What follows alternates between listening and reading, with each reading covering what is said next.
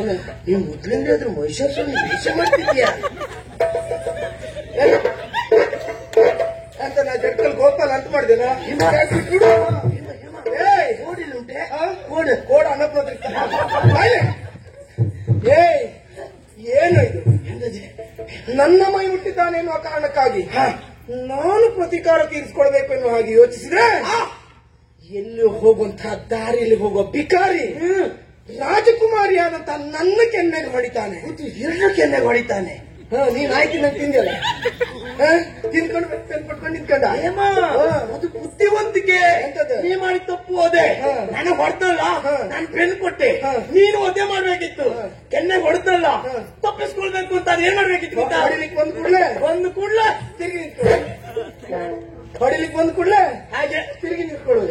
ನಿನಗ ಅಭ್ಯಾಸ ಇರ್ಬೋದು, ನನಗೆ ಅಭ್ಯಾಸ ಎಲ್ಲವೂ ಅಭ್ಯಾಸ ಇವತ್ತೊಂದು ಮಾಡ್ಕೊಳ್ಬೇಕಿತ್ತು. ಮಾಡುವುದಿಲ್ಲ. ನಾನು ರಾಜಕುಮಾರಿ, ಏನಿದ್ರು ನನ್ನದು ನೇರವೇ.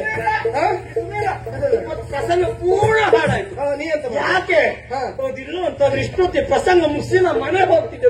ಎಷ್ಟೊತ್ತಿ ಕಾಯ್ದು ಅದನ್ನೇ ಅದಲ್ಲ ಹೇಮ. ಯಾಕೆ ಆ ಪಾಪಿ ಮಗನನ್ನು ಈ ಕತ್ತಿಯಿಂದ ಕೊಚ್ಚಿ ಕೊಚ್ಚಿ ಕೊಚ್ಚಿ ಕೊಚ್ಚಿ ಕೊಚ್ಚಿ ಕೊಚ್ಚಿ ಹಾಕ್ತಿದ್ದೆ. ಅಷ್ಟೊತ್ತಿ ಬಂತಾಡ್ದೆ. ನೀನ್ ಎಷ್ಟು ಕೊಚ್ಚಿದೆ ಅಂತ ಗೊತ್ತಾಯ್ತು. ಏನು ನಿಜವಾಗಿಯೂ ಕಡಿಯುವುದೇ ಹೌದು ಅಂತಾದ್ರೆ ಹೀಗೆ ಅಭಿನಯ ಮಾಡುದು, ಇದಾಗಲ್ಲ.